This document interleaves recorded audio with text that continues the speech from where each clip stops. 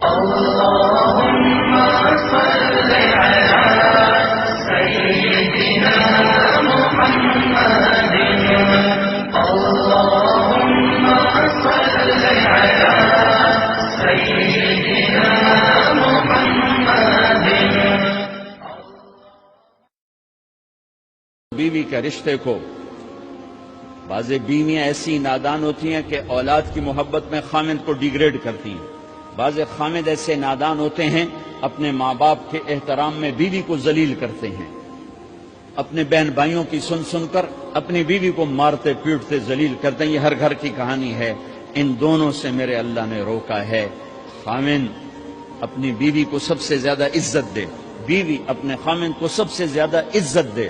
حقوق میں سب سے بڑا حق اب خامند اور بیوی کا ایک دوسرے کے ساتھ جوڑا گیا ہے کہ ان سے نسل چلنی ہے، ان سے نسل چلنی ہے۔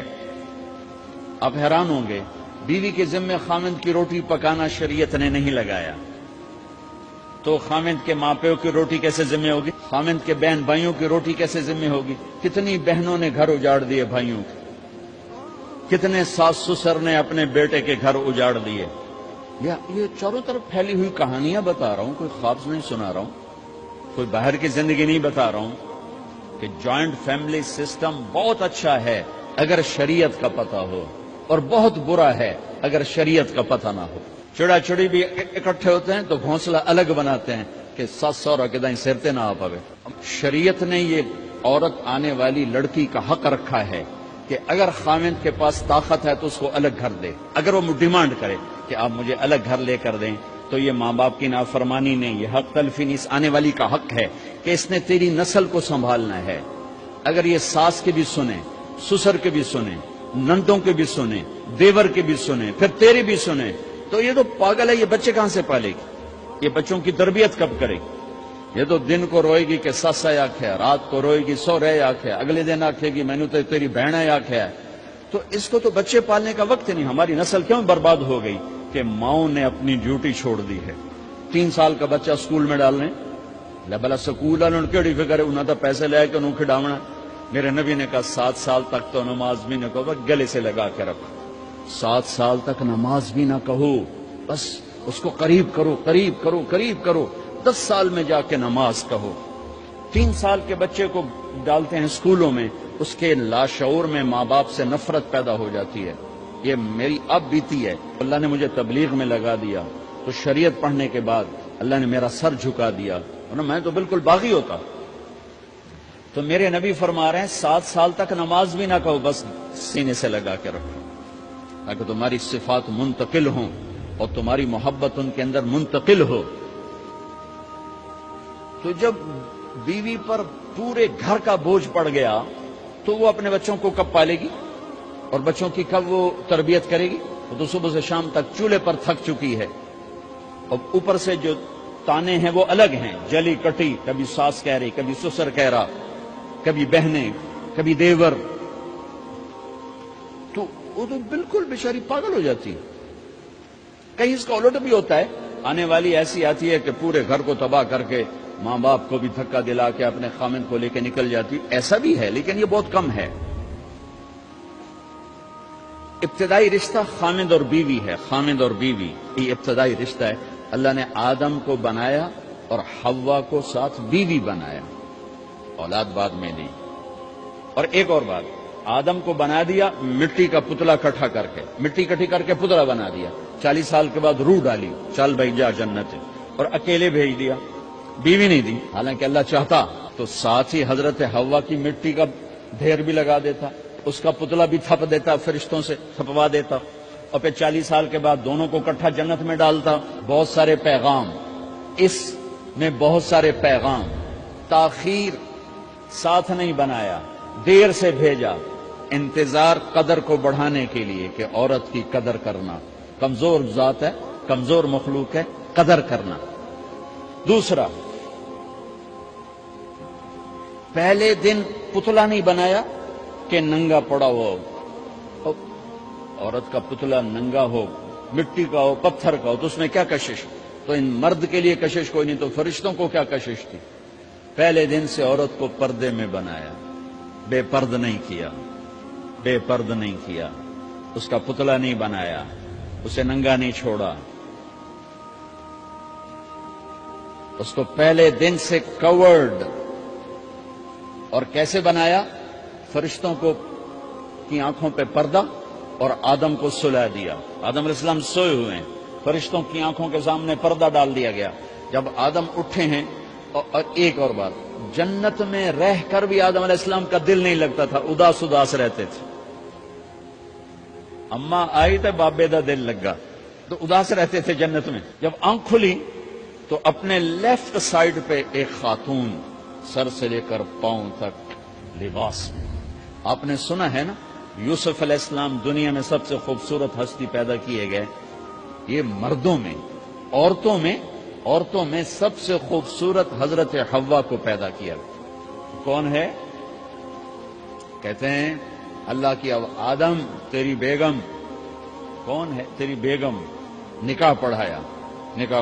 پھینکا آدم مہر ادا کرو. تو نے پوچھا کیا مہر دوں؟ تو وہاں تو سونا چاندی ڈھیر لگے پڑے تھے. اللہ تعالیٰ کہتے دا من سونا چاہ کے دے دے. میرے اللہ نے کہا تیری نسل میں میرا آخری حبیب آنے والا ہے، اس پہ ایک دفعہ درود پڑھ دے، یہ مہر ہے. سیدھے ہاتھ میں برکت ہے. پیدا کیا الٹی طرف سے. الٹی طرف سے کیوں پیدا کیا ہے؟ کہ الٹی طرف دل ہے، اور دل کے نیچے جو پسلی ہے وہاں سے پیدا کیا. اس میں پیغام کیا دیا کہ عورت جس روپ میں ہو، پہلا روپ اس کا بیوی بنا، پھر وہ ماں بنی، پھر اس آگے بیٹی کا روپ ہے، پھر بہن کا روپ ہے، پھر خالہ ہے، پھوپھی ہے، دادی ہے، نانی ہے، ساس ہے. جس روپ میں بھی عورت ہے اس کو دل کے قریب جگہ دو. یہ دل کے نیچے سے پیدا کرنے میں یہ پیغام دیا گیا ہے. اسے ذلیل نہ کرو، اسے خوار نہ کرو، اسے بے عزت نہ کرو، اس پر شدت نہ کرو. تو پہلا بنیادی رشتہ خامند اور بیوی ہے، اور آخری رشتہ بھی خامند اور بیوی ہے. لیکن اس وقت ہمارے معاشرے میں خامند سے زیادہ اس کے ماں باپ حق جتلاتے ہیں، خامند سے زیادہ اس کی بہنیں حق جلاتی ہیں، خامند سے زیادہ اس کے رشتہ دار حق جتلاتے ہیں، اور جھوٹی سچی شکایتیں لگا کر بیوی سے متنفر کرتے ہیں، اور کہیں بیوی کو خامند سے متنفر کرتے ہیں.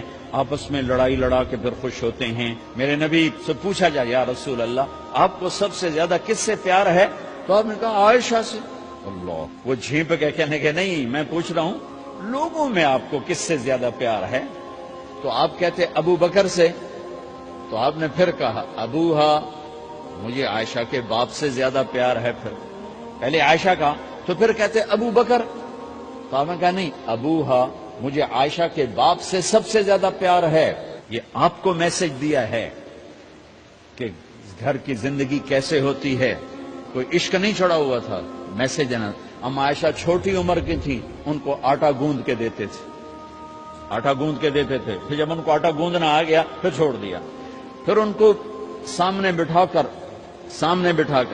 لقمے پر سامنے بٹھا کر لقمے بنا کے کھلاتے تھے. پھر ہم عائشہ رضی اللہ تعالیٰ عنہ کوئی گوشت کا ٹکڑا، وہاں بڑے بڑے گوشت کے ٹکڑے پکائے جاتے تھے، تو کوئی گوشت کا ٹکڑا اٹھایا اور ایسے 2-4 جگہ سے نوچا اور پھر رکھ دیا. سارا کھایا نہیں جاتا تھا، تو اللہ کے نبی اسی کو اٹھاتے اور حضرت عائشہ کو دکھا کر، جہاں سے حضرت عائشہ نے نوچا ہوتا تھا وہاں سے یوں کاٹ کے دکھاتے تھے. پھر حضرت عائشہ رضی اللہ تعالیٰ نے گلاس اٹھایا پانی پینے کے لیے، جہاں ہونٹ لگائے تو پہ گلاس رکھ دیا. بڑے بڑے گلاس ہوتے تھے، تو حضرت ہمارے نبی اٹھاتے تھے، جہاں عائشہ کے ہونٹ لگے ہوتے تھے وہاں ہونٹ لگا کے پانی پیتے تھے. یہ آپ کو سکھانے کے لیے ہے. اپنے گھر والوں کے ساتھ بیٹھ کے کھانا کھاتے.